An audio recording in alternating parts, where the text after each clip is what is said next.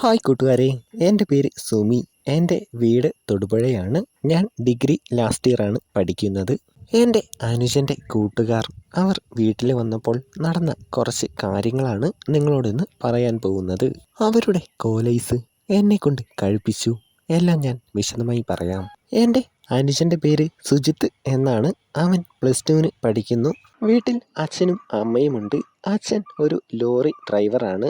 അമ്മ ഇവിടെ അടുത്തുള്ള ടൗണിൽ ഒരു തയ്യൽ കട നടത്തുന്നു. എന്നെപ്പറ്റി പറയുകയാണെങ്കിൽ വലിയ സൗന്ദര്യമൊന്നും എനിക്കില്ല. എന്നാലും ഒരു നാട്ടിൻപുറത്തെ ഒരു സാധാരണ പെണ്ണിൻ്റെ എല്ലാ ഭംഗിയും എനിക്കുണ്ട്. എൻ്റെ അനുജനെ പറ്റി പറയുകയാണെങ്കിൽ പ്രായത്തിൻ്റെതായ ചെറിയ ചെറിയ കുരുത്തക്കേടെല്ലാം അവനുണ്ട്. അവൻ്റെ ഏറ്റവും അടുത്ത കൂട്ടുകാർ 3 പേരാണ് ഉള്ളത്: അനൂപ്, സൂരജ്, മനു. എല്ലാ മാസവും കുറഞ്ഞത് ഒരു 2 തവണയെങ്കിലും അവർ എല്ലാവരും വീട്ടിൽ വരും. ശനിയാഴ്ച ഉച്ച കഴിയുമ്പോഴാണ് അവർ 3 പേരും വരുന്നത്. അനൂപ് നല്ല സാമ്പത്തികമുള്ള വീട്ടിലെ ഒരേ ഒരു മകനാണ്.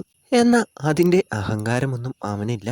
അനുജൻ്റെ കൂട്ടുകാരിൽ ഏറ്റവും പാവം അവനാണ്. അവരൊക്കെ വരുന്ന ദിവസങ്ങളിൽ വീട്ടിൽ നല്ല സന്തോഷമാണ്. ശനിയാഴ്ച വൈകുന്നേരം ചെറിയൊരു പാർട്ടിക്കുള്ള എല്ലാം വാങ്ങിയിട്ടേ വരൂ.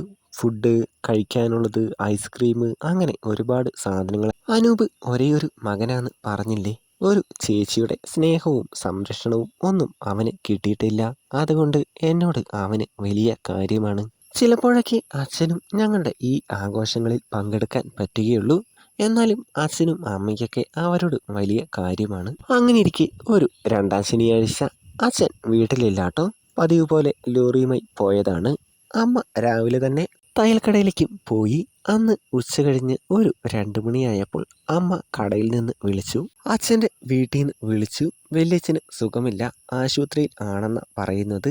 അവർ അച്ഛനെ വിളിച്ചിട്ട് കിട്ടുന്നില്ല. അമ്മ ആശുപത്രി വരെ ഒന്ന് പോയിട്ട് വരാം. ഇന്ന് ചിലപ്പോഴേ അമ്മ വീട്ടിലേക്ക് വരികയുള്ളൂ. നിങ്ങൾ അപ്പുറത്തുള്ള ചെറിയമ്മയുടെ വീട്ടിലേക്ക് പൊക്കോ.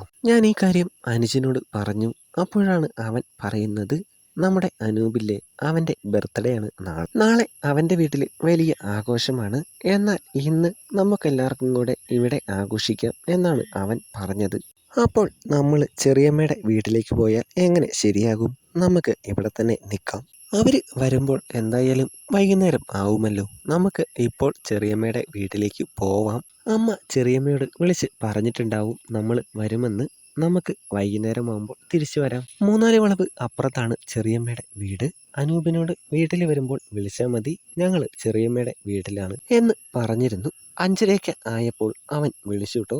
ഞങ്ങളങ്ങനെ വീട്ടിലേക്ക് പോകുന്നു. കഴിക്കാനുള്ളതും എനിക്ക് കുടിക്കാൻ ജ്യൂസും, പിന്നെ അവർക്ക് കുടിക്കാനും ഐസ്ക്രീം, കേക്ക്, അങ്ങനെ എന്തൊക്കെയോ കുറേ സാധനങ്ങളും വാങ്ങിയിട്ടുണ്ട്. കഴിക്കാനും കുടിക്കാനും കൊണ്ടുവന്നതെല്ലാം ഞങ്ങൾ അപ്പോൾ തന്നെ കഴിക്കാൻ തുടങ്ങി. 8 മണി ആയപ്പോഴേക്കും കേക്കെല്ലാം ഒരുക്കി അത് മുറിച്ചു.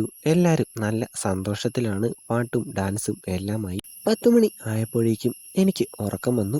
അവരവിടെ കഴിച്ചും കുടിച്ചും ഇരിക്കുകയാണ്. ഒരുപാട് ബഹളമൊന്നും ഉണ്ടാക്കരുത്, അടുത്ത് ആൾക്കാരുള്ളതാ എന്ന് പറഞ്ഞ് ഞാൻ എൻ്റെ റൂമിലേക്ക് പോയി. റൂമിൽ ചെന്ന് ഒരു അരമണിക്കൂർ കഴിഞ്ഞപ്പോൾ ഡോറിൽ തട്ടിയിട്ട് അനൂപ് പറയുകയാണ്, ചേച്ചി ഒന്ന് കതക് തുറന്നേ, സുജിത്ത് എണീക്കുന്നില്ല. ഞാൻ വേഗം എണീറ്റ് കതക് തുറന്നു. അവനെവിടെ, എന്തു പറ്റി എന്ന് ഞാൻ ചോദിച്ചു. അവന് കുഴപ്പമൊന്നുമില്ല, അവിടെ കിടന്ന് ഉറങ്ങുന്നുണ്ട്, നമുക്ക് എന്തെങ്കിലുമൊക്കെ സംസാരിച്ചിരിക്കാം എന്ന് പറഞ്ഞ് അവര് അകത്തേക്ക് കയറി വന്നു. അനൂപിന്റെ കയ്യിലുണ്ടായിരുന്ന ഒരു തുണിക്കഷ്ണം എൻ്റെ മൂക്കിലേക്ക് മുട്ടിച്ചു. ഞാൻ പാതി ഉറങ്ങി കട്ടിലിൽ കിടക്കുകയാണ്. അവര് 3 പേരും കോലൈസും കൈപിടിച്ച് അടുത്ത് ഇരിപ്പുണ്ട്.